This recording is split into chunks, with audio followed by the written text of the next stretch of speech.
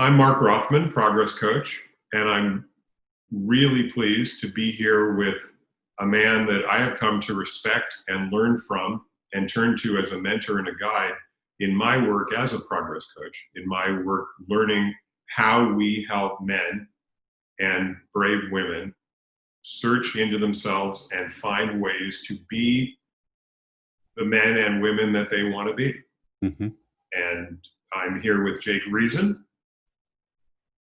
who has really dug the well for me, together with other men in a lot of ways in this work. Cool. Thank you. Thank you. As Mark just said, my name's Jake Reason. I've been involved in men's work since 1994. I was just thinking in terms of Mark, you describing yourself as a life coach.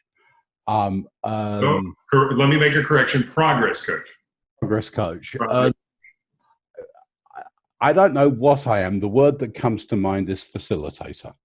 I facilitate someone moving from point A to point B, and whatever that might look like. But from a formal point of view, I do the work. So I love the idea that a facilitator is there to move the man from A to B. Well, not so much move, but just assist, guide. It isn't my job to get an outcome. It's my job to open doorways.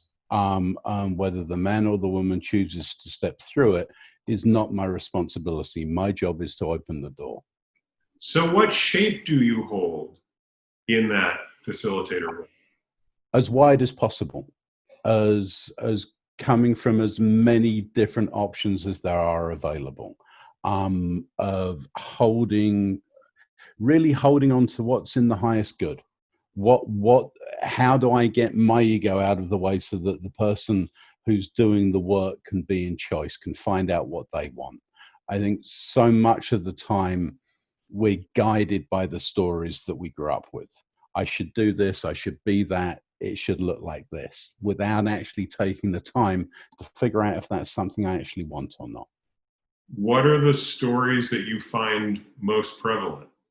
Obviously I'm not good enough. I'm not good enough. I never can. I never will. It's never going to be about me. There's never going to be enough. Typically, those are always stemming from abandonment and betrayal. And ultimately, those are unresolved stories. And until they get resolved, there isn't any forward progress, in my opinion. I was speaking with a man this morning who told me that he has been told by his financial planner that he has more than enough money for retirement. And at the same time, in almost the same breath, he said he's wondering if he should be subscribing to cat food catalogs because he sees himself having to resort to that. Yeah, so it's never going to be enough. So ultimately, there's a deficit.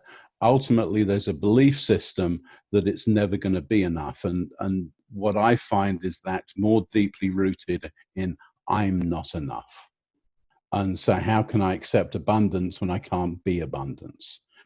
How can I accept love when I can't love myself? Ultimately, I can fill up my coffers with all the coins there are, but unless I'm feeding me, it's irrelevant. It's not going to hold water. It's not going to actually change anything. So what are the doors you want to open for that man? Number one, feeling. Number one, having the ability to actually feel what happened. So a lot of the work I do has been, I feel incredibly blessed. Around 12 years ago, I had my first experience of doing the work in prison. And I went into a maximum security prison, absolutely petrified that I wouldn't be accepted, that I wouldn't have anything to offer. I would be seen as being weak, and I ultimately wouldn't be loved. And what I was met with there was more care than I've ever experienced anywhere else. All the men inside wanted from me was my word. They wanted my truth. They didn't care what my truth was. They just wanted my truth. And it was the first time that I really had the ability to feel. and a lot of stuff's happened in my life. I grew up as many of us do, in families that didn't work too well. And there was little to no ability to actually feel what was happening at the time. So abandonment occurred. I didn't feel the sadness. I went immediately into survival.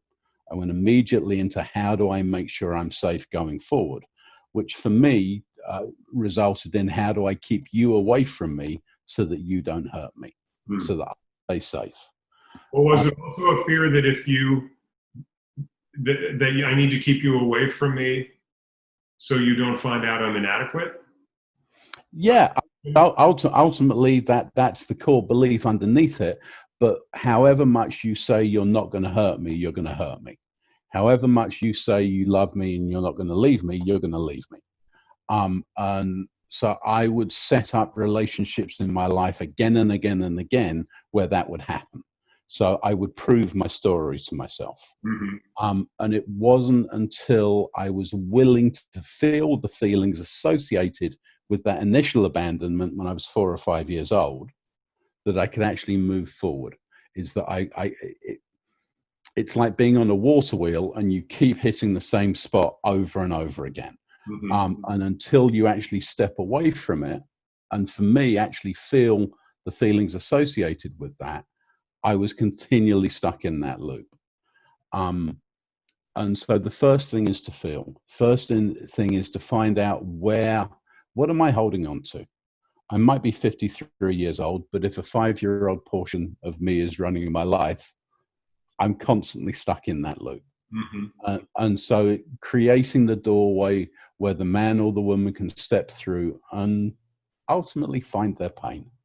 Find what's the area in their life that they're still holding on to, that they've made decisions around who they are because of. So 5 years old, dad leaves, mum leaves, I'm not good enough, I'm unlovable. So you and I both sit with men in circles where we do this work. Yep. And you're describing I think a circle setting in the prison as well, where you set absolutely.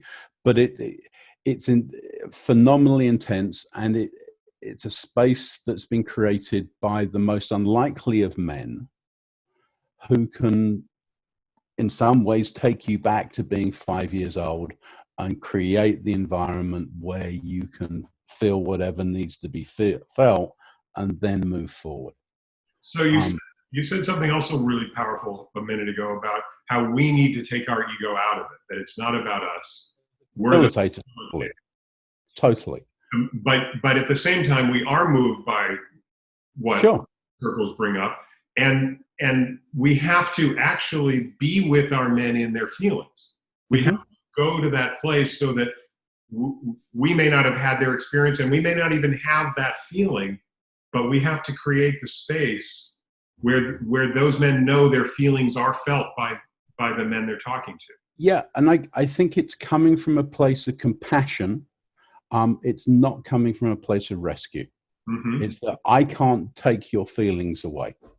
I have no ability to magic your feelings away. And I think that's what's so amazing about the work we do, and this is certainly my experience in my circles, and I'm going to bet it's yours too, is when a man starts really feeling, if a man starts crying or a man moves to a dramatic feeling, we don't hug, we don't touch, we don't even hand a Kleenex. Leave him in his feeling. Support him fully, be fully present. Be fully present. Don't rescue him. And I find that's what the men need more than anything else, is my presence. I am with you in that moment. Yeah. And I don't need to cross the room. I can do it with my eyes. Yeah. And from my most powerful experiences typically are when somebody else is working. When a man is revealing his wounds, when he's going down to the depths. And there is so much information for me in there, because number one, the courage that I see the man taking to actually face himself head on. And then the realizations that all of the myths that he's created about himself might actually not be true. And there's a glimpse of, hang on a second, I wouldn't be going through all of this unless I actually cared about myself. I wouldn't be protecting myself to the degree I protect myself unless I cared. And for me, it's using that germinating seed at that point of, I care. And if I care, there must be some solid ground underneath that I can then explore and I can then grow. And for me, that's the beauty in this work of seeing a man touch that place and then leverage it. Well, what you're describing is sort of the hamster wheel coming to a place, or the water wheel coming to a place where they recognize the familiarity. And then the challenge is to get the man to see that there's a path to step outside the wheel. And what I find men having a tremendous amount of challenge doing is overcoming the fear of the new, of the unknown, of, boy, what would life look like if I wasn't in this painful but comfortable wheel? But those are survival strategies. So at 4 or 5 years old, or even earlier, 3 years old, abandonment psychologically is life-threatening. If my mum says no, my dad says no, how on earth am I safe? Well, but let's also say that's a very practical, that is a survival problem. If I can't count on mom to feed me. Exactly. And so the fear and the levels of protection that then go into making sure that doesn't happen again. And so it's in some ways, it's an overstimulated protection. So the minute I see anything like abandonment coming, my walls go up and I'm out of here. And so absolutely that fear of the new, while the feeling is accurate, in practicality, the fear isn't. Let's slow that down. Walk through that again. The fear is accurate.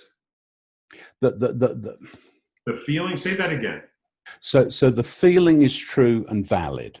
However, it isn't based in reality. So that there isn't somebody, I'm 53 years old, there isn't somebody on the other side of the door trying to get in. But there's part of me that's 3 or 4 years old that's terrified of a knock on the door. And so it's, how do I figure out what is and what isn't true? Am I actually under threat? Is anybody leaving me right now? Am I unloved? Am I unsafe? And if I can go through an is it true process, I can actually start taking care of myself. Is that it's not to deny those feelings. It's not to invalidate them and say no, that they don't have a place. It's that given the situation, they're not actually true. So it's not shoving that part of me away. It's saying, I hear you, and this is what's happening. So I get to parent me. I get to show up as the adult for me. I'm not making that little boy or little girl wrong for feeling the way they feel. I'm presenting another option for them.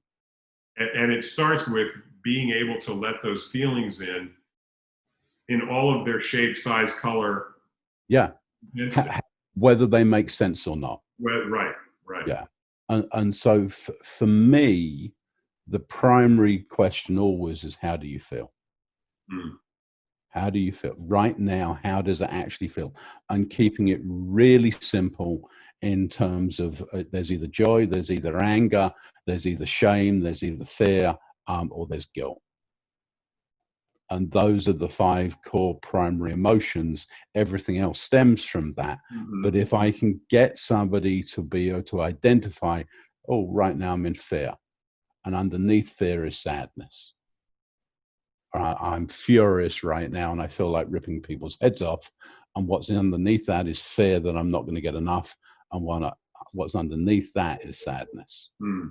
So it's literally just slowly stepping down that pathway in terms of where a man's actually at. Where I think sadness in some ways is the hardest emotion to understand and to let in, because it's not obvious why that fear should be connected to sadness. Well, I mean, and again, it goes back to the example of the 5-year-old. So a parent leaves, or an abandonment experience happens, there's the fear that it's going to happen again. But ultimately, underneath that is I'm not loved, not wanted. I'm not enough for you to want to stay. And ultimately, that's sadness. And unless that's felt, unless the pain of that is felt, then I'm just going to keep repeating the same thing again and again and again, because I can't move forward until I've actually felt that sadness.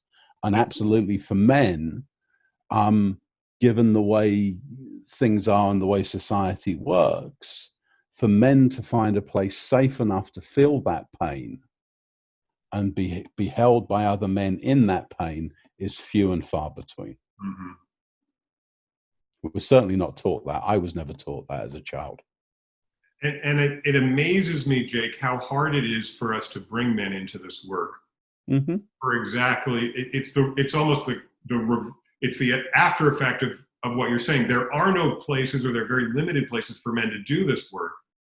But when men are introduced to it, so few of them are willing. I mean, I think that the idea of what masculinity is, that I have to prove that I'm stronger, quicker, better, smarter, more aggressive, richer than you. And that if I don't, somehow I'm weak. So I grew up absolutely believing men weren't to be trusted. I had to keep you as far away as possible, and it was all about ego. It's all about I had a mask on that you couldn't see beneath, and God forbid you actually see who I am and you see how frightened I am. So give you, for instance, I had a big corporate job with a big corner office. I had probably somewhere in the region of 150 people reporting to me, big job. And I would go up in the elevator every morning saying my prayers, hoping that the adults wouldn't knock on the door and say, "We know you're in there, and you know you're not supposed to be. Come with us." And so that there's this constant sense of make believe. If I can get you to believe who I am, then you won't ask me any questions. And so consequently, we've got lots of little boys running around in men's bodies. Nobody's taught them about accountability. Nobody's taught them about integrity. I had no idea what integrity meant. And the way it was explained to me is that if you think of a building is built on foundations. And if you remove part of the foundations, the building has no integrity. It falls over. And so from my point of view, if my actions don't meet my words, I have no integrity. I have no way of you actually trusting that what I say is going to happen is going to happen. Doesn't mean I don't screw up. I'm absolutely going to. But if I don't believe what I'm saying, how on earth are you going to believe in me? I'm thinking about that sadness moment that's behind the fear, the moment of abandonment. And in men, how does that get translated? I'm thinking through how that gets translated into that, all those steps that you described about men not trusting other men, men having to prove that we're bigger, faster, richer, better looking. It goes into protection. It goes into rage. It goes into addiction. It goes into abuse. It goes into every method of every excuse I've got to not feel that. Because if I feel that, that means I'm inadequate. It means I'm vulnerable. It means that you're going to hurt me. Yeah. And why do we initially assume, or is there a presumption that other men are going to be the first ones that hurt us? Because typically there isn't a strong masculine involved in our lives that can actually teach us about integrity and accountability. Because unfortunately, our fathers are suffering from the same condition that we are. Our fathers never went through an initiation process. So 1994, I went through an initiation process. I learned about the difference of boyhood to manhood, not just from a physical point of view, but what does it actually mean to be a man? What's that for me? What does that actually look like? Can I be in my power without being aggressive? Can I trust my ability without continually having to prove it to you? I think And so, that's a lot of the work that we do in the circles that we lead. yeah, absolutely, Clearly. absolutely, absolutely. We provide And that space for initiation. But I see us sort of doling it out in spoons. We can't do it all at once in a 2-hour circle. absolutely, and that's why I believe initiation processes are so important. And my initial experience with men's work was an initiation. The prison weekend I did back in 2010 was an initiation. And the process is essentially it's a descent. It's a stripping away of ego. It's a stripping away of defenses. It's being placed into a situation where I don't have control. Because to me, control is about protection. If I control what you're doing, I'll be all right. It's then going through an ordeal. It's then facing my demons. I hate to use the word knight in shining armor, but it's finding my knight in shining armor. It's being able to look those dragons in the eye and meet them head on. Your own knight, your internal knight in shining armor. Yeah, yeah. I think it's also a great deal about connecting to the tribe. Absolutely, but that comes afterwards. I can't be a member of the tribe until I've faced my own demons. But I can also trust the tribe to in help that process. Yeah, in that process, and not to be critical of me because I have demons. exactly, Right. exactly. And one of the beautiful things about sitting in a circle of initiated men, regardless of what the initiation process is that there's that common bond, there's that common understanding. You've been where I've been. You've looked at yourself the same way I've looked at myself. You've been held in a space where you have no idea what's going on and no idea which way to go. And you've been held by other men to find your path. And that for me is tribe. That's why I can step into prison and be home. I've never been anywhere so safe in all my life, which is ludicrous. Wow. I had to go to maximum security prison to find my heart, and I did. That's amazing. Yeah, and it's why. Yeah, to be free men. Yeah, and in some ways, some of the men inside are the freest men I've ever met in my life. Because they've shed those stories, they've actually found out who they are, and they're living authentically based upon that knowledge. Yes, they're in an environment where they don't have practical freedom, but they actually have emotional freedom. Now, do you also work with men one-on-one in private coaching? Yeah, yeah. And one of my questions is always, where are you in prison? Where are you locked down? Where are you in a cage? Where do you lock yourself up from the rest of the world? Where do you say no? Where do you say no to you? And that typically, in some ways, working one-on-one is harder, particularly if a man is either new to circle or hasn't been through an initiatory experience. Because they haven't developed that tribe. They haven't developed that kind of emotional memory in terms of, yes, I can look at this traumatic event and move forward.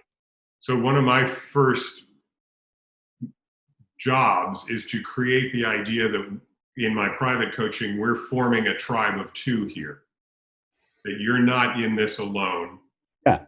And that just asking for help when you're stuck is by itself a tremendously brave thing to do.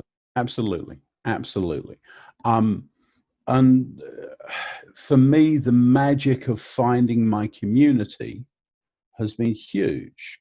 Growing up, figuring that I was the only one who felt like this. I was the only one who felt uncomfortable in my own skin. And it's not to say that I found another bunch of victims to hang around with.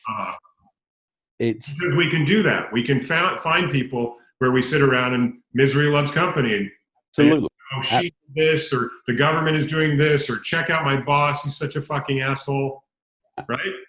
But what's it like if I actually find men who are willing to hold me to my highest standard? and I'm willing to say, hang on a second, you're making shit up. Mm-hmm. You were asked to do X, Y, and Z, and you've done something totally different. Mm-hmm. Where did that come from? It's magical. It's terrifying sometimes, but it's absolutely magical. And so my desire is always it's always to transition out of one-on-one. It's to get men into a circle. Mm. And the circle that I've been facilitating now is almost coming up on 2 years old. They're at a point where they're bonding in a way that circle is continuing outside circle. Mm-hmm.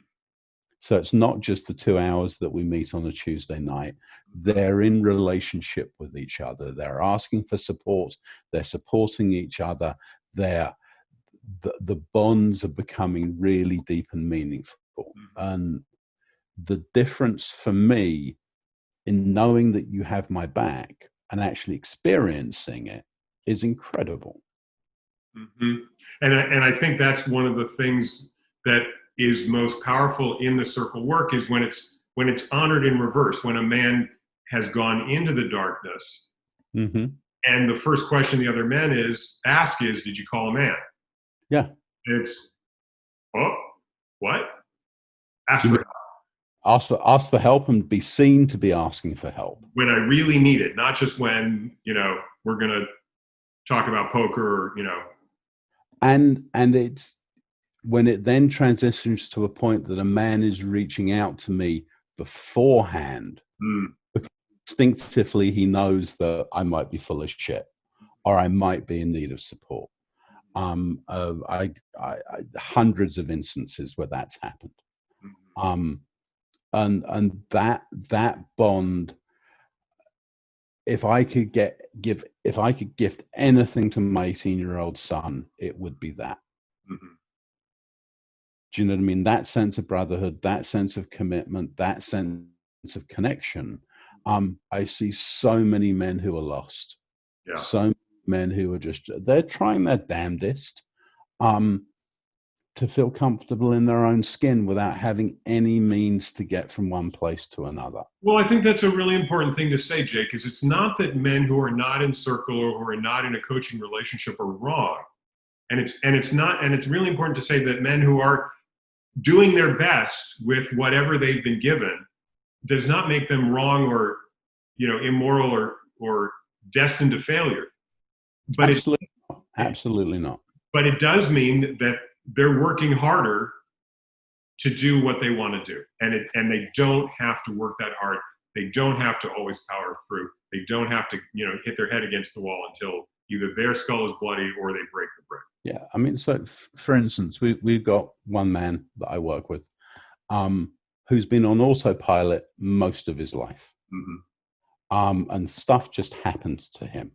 He ends up in relationships, ends up married, ends up with kids, ends up in a job, ends up in a house. There's no actual plan. There's no actual awareness of what he's deciding. It's almost like he's sending in a facsimile of himself on a daily basis. And it's like, well, is what you've created what you want? Well, I've never thought of that. Okay, well, what is it you might want? And how would you know? How would it feel if you had what you want? And just so many men living automatic lives. And great, if you can do that and you're happy, brilliant. Tip my hat to you. But I don't necessarily believe it. I don't see relationships that are fully formed. I don't see parenting that's fully formed. I don't see men in choice. They're in pure reactivity the whole time. And it typically comes from a place of scarcity. There's not going to be enough, so I've got to keep generating more. Just the idea that a man can make a choice is already a sense of abundance. Yeah, absolutely. I don't have to accept what I've been cornered into. I can say, no, I want A or B, or there is even a C, which I didn't even think of. And I had no idea I was living my father's life. I had no idea I was the people pleaser trying to keep my mother happy. Do you know what I mean? Of what's actually going on. And from there, I can make a decision about whether it's something I want or something I don't want. Which is, about, again, being in choice. What, Or ownership. that's the integrity piece. Mm-hmm. That's the piece is that, yes, it's actually, I'm congruent from one end to the other. I'm not just doing things automatically. I'm not just doing things without any awareness. And I think if you don't have that awareness, then it becomes really easy to repeat all of the mistakes that have already occurred. Right. And we end up with more abandonment. We end up with more abuse. We end up with more of the same. And again, I know I keep going back to the prison work, but I've met some of the most incredible men I've ever met in my life in that. And yes, they've done horrible things. At some point in their life, they've made ridiculous decisions that have impacted people horribly. Why did they make those decisions? Mm-hmm. What happened that taking somebody's life became a sensible decision? Mm-hmm. How did that process occur? And I'm not willing to throw away a man because of what they've done. Absolutely is that there might be a decision made that it's totally appropriate, but I'm not willing to throw somebody away without first making an attempt to find out why. Well, and then the other component that we add, and that I see adding with the men I work with, both per one-on-one and in circles, is some of the things we're doing is because we weren't taught anything different. Mm-hmm. We're repeating our father's patterns because that is what he showed us. That's what he taught us. Yeah, absolutely. So if I don't want to be a man who leaves relationship after relationship when they get hard, I can accept that I actually don't know how to stay in a hard relationship. Yeah. But now I can choose to try and learn. Yeah. And regardless of your relationship with your father, he is the primary teacher. Yes. So I either learn how to have relationships or I learn not to have relationships. I either learn how to be open and expansive or closed and scarce. And that I need other teachers. Exactly. But without that awareness, then I'm just doomed to repeat the same mistakes that I always have done. Well, Jake Reason, thank you so much for being part of this conversation. How can we be in touch with you? You can find me either through the Remarkable Men's Practice website. That's probably at the moment the easiest way of getting hold of me. My contact information is there. Fantastic. Cool. Thank you so much. So, yeah? Yep. And I just want to thank everyone for watching. If you like this channel, subscribe and hit the like button to help me out.